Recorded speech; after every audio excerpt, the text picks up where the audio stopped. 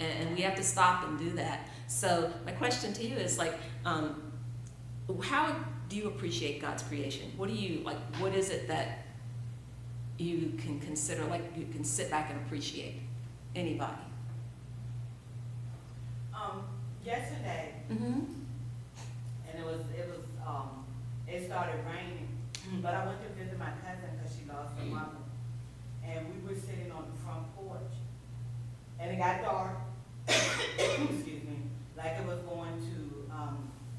I didn't know if I needed a mic or not. It got dark, like it was getting ready to storm. And we were still sitting out there, and she said, well, if it rains, we're gonna have to go in the house. And so it started drizzling, and I said, well, we're fine, because the rain is not, we're covered by the porch. But we sit out there the whole time through the storm, and you could hear thunder, fall off. And that was one of the things that she was saying. She said, look at God in all his splendor. We can sit out here and watch the sky turn dark, and then the rain come, and then we sit out there until it stops, and you can see the sun coming back out behind the clouds, and that's God in all his glory. Mm-hmm. To be able to see that happen, and oftentimes we run away from the rain, and we run away, we want to get inside, but to actually see that and see the whole process, and that was what I thought about when I was reading this earlier, that those are the things that we take for granted, but when you really sit back and watch them, then you know that that's nothing but God. But God. Yes, Saxon. It reminds me of a saying.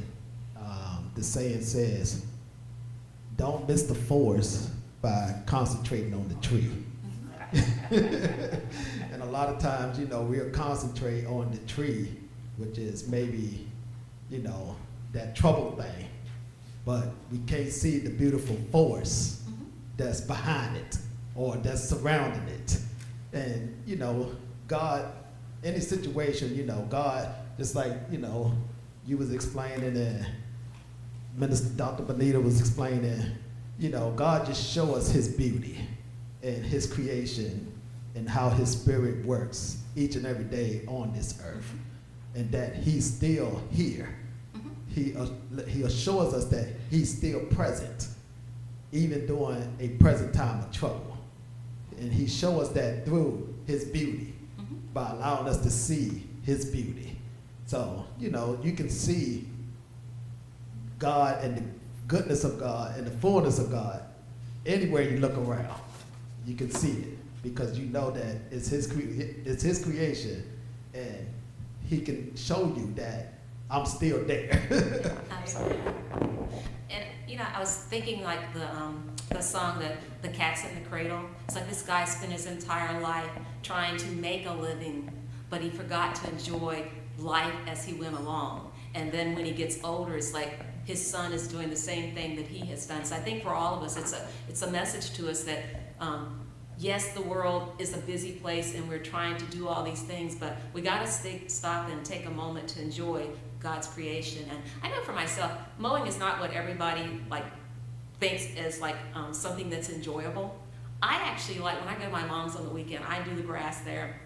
She has about 3 acres of yard space that I mow. So for me, it's an opportunity to just be out there and enjoy nature. When the pear trees are ready in the summer, I can ride past, I can have a snack while I'm out there in the fruit orchard. And the beauty, it's like you start with something that looks a little overgrown at times, but when you get through, it's like, wow, this is just absolutely gorgeous. We have a kashaw plant it's a volunteer plant. It just came up, and it's on the side of our wooded area. And so it's like things appear, and God just puts those things there. So a chore that can actually be an opportunity to sit back and enjoy God's creation. So, okay. So we're obviously starting in the beginning of the Bible. And if we go back to our title, it clearly says God creates everything. Not just this or that, but he creates everything. And he created it out of nothing. God's act of creation is the process by which the universe and humanity come into being. It was God and God alone, the sole sovereign master who spoke this universe and humanity into existence. And as you all know that our God is an awesome God, he reigns in heaven above with wisdom, power, and love. Our God is an awesome God. Our God is an awesome God. He is, isn't he? Yes. Absolutely. I was reading something the other night. It's like, this is the theme song for what we're talking about today. So in Genesis, let's get a little bit of the background. This is a story of creation. It's a book of beginnings. With this book, we got to have somewhere to start in the Bible. This is where we start.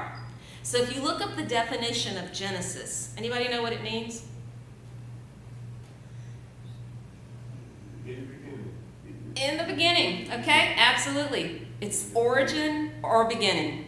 It describes the origin of the universe, humanity, and the Jewish people through powerful narratives like the creation story. We have Adam and Eve, the great flood, and we have the lives of Abraham, Isaac, Jacob, and Joseph, and many more. This book lays that foundation, and as I was doing this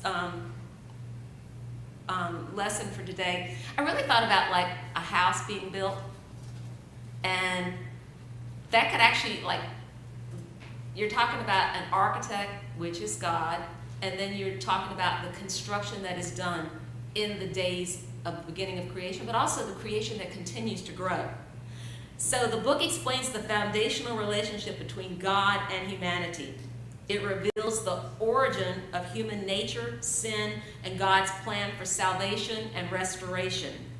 And it sets the foundation for understanding everything else that's in the Bible, all the scriptures of the Bible. So you had to start somewhere, so we start with this and just look at in awe at what God has done. So when we look at today's lesson, it's going to chronicle the beginning of the universe, a universe that God called into existence. He had a divine command as he, like each day that he was creating something, forming something out of nothing. He is not just the architect, he is the sole construction worker. This universe is God's masterpiece. If you think about like Picasso or another artist who like puts their painting on a piece of canvas, it's a masterpiece. We and this earth are God's masterpiece. Our background section tells us that God exists apart from creation as God alone.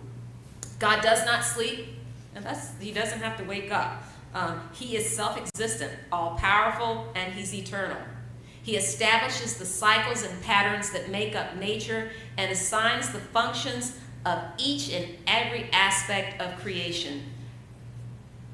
He is orderly, and he is creative in the work that he has done, each day creating and affirming that what he has created is good.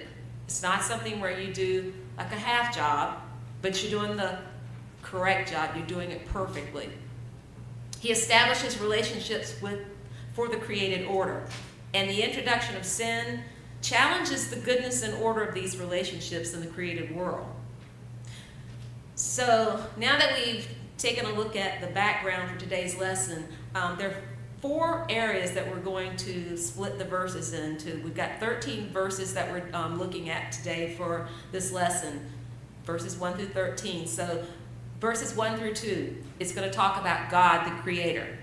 And then when we look at verses 3 through 5, we're going to look at God creates light. And then verses 6 through 8, God creates heaven. And then 9 through 13, God creates earth. So let's start, and if you want to follow along, some of this I took out of our the actual in-depth. And I thought they did a really nice job of summarizing each of these sections. So if we start with the God the Creator. Verse 1, it says that in the beginning God created the heaven and the earth. This verse clearly establishes that God is the originator of the universe. God brought everything into existence just by speaking. This one verse introduces the entire biblical narrative, because without the beginning, how can you move forward? You have to start somewhere. This is about humanity's existence because eternity has no beginning or end. So when it says in the beginning, it designates the starting point of creation of this universe. And when it says God created, it emphasizes that God is who the active agent is in creating this universe. And there is a Hebrew word called bara, which describes God's exclusive activity of bringing something new and fresh into existence out of nothing. The verse emphasizes that God is the ultimate source of all life and matter. He has the authority over everything. He lays the foundation for understanding the relationship with the world. In this verse, we see that the God of the Bible is the one true God. We also see God's sovereignty and omnipotence. Everything in this universe is subject to his will and purpose. He is intentional. He is orderly. His actions are deliberate and purposeful. So if you go and you look at Isaiah, because obviously there are always references to other scriptures in the Bible. In Isaiah 45:18, it emphasizes that God is the sole creator and that his creation has a purposeful design. He just didn't get out there and it's like, oh, I don't have anything else to do today. There was a purpose, and every little step that he takes in this creation has a purpose. And that's why I equated it to like building a house, because you got to start with a design for a house. And then you've got to go through, you haven't building a brick house, you can't put the bricks on until you've actually done the foundation and put up the side, the wood and everything to create that. I know it's got another name, but so in Psalm 33:6, it emphasizes God's spoken word in creation, and it reinforces his sovereignty. When we look at this verse 1, it calls us to recognize God is the creator and the sustainer of all life. With him we are nothing. And to live in a way that honors his creation, and to trust that God's sovereignty as the same God who created this universe also controls our lives. And as Christians, we have to know that it is a faith decision to believe in God and to recognize that God exists and everything else flows from God's existence. So then if we go to verse 2, anybody want to read verse 2?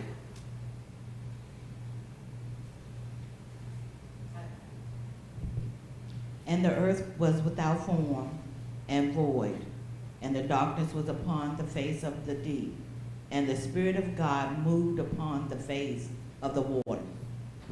Thank you.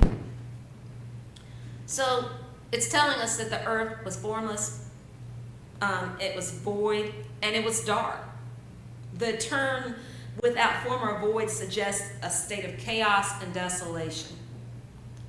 Deep refers to the vast expanse of water. There was water everywhere. There was no form, there was no light.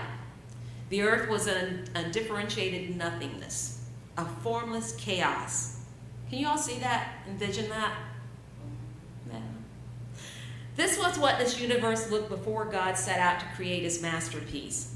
And if you go back and you think about like an artist, they start with a piece of canvas or whatever like they're constructing. They start with nothing. If you're a person who does pottery, you start with a lump of clay, and then you go from there.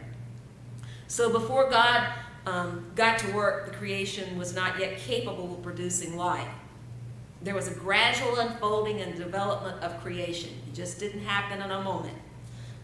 It took time, it took preparation, and it took like following like step by step. If you buy a bookcase in a box and you don't read the instructions and you decide, okay, I can put this together, I can guarantee you, you're not going to put the pieces in the right place. I've done that before years ago. It's like, how did that end up backwards? It's just going to have to stay backwards because I'm not going to take it off. So God had a purpose, and he went through step by step. So our focal verse says, the Spirit of God moved upon the face of the waters. And this is the Bible's first reference to the Spirit of God. In verse 2, the Spirit of God is present and ready to bring order to formless creation and to prepare the earth for habitation. God was not detached or distant from the universe, but he shaped and sustained it. This verse references the Spirit hovering over the waters, which refers to care and protection. Bottom line, this is not a haphazard plan. God had a design and a purpose, and he brought order, life, and light into this world. In Jeremiah 4:23, it says, I looked at the earth, and it was formless and empty, and at the heavens, and the light was gone. And this verse describes a scene of desolation, formlessness, and just emptiness, just waiting for God's creativity to come forth. This verse, too, reminds us God is present in the midst of chaos and uncertainty. If you think about times in your life when it's like your world seemed to be falling apart, and then you think about that, the poem about footsteps in the sand. God never left us in those times of chaos. He's always been there with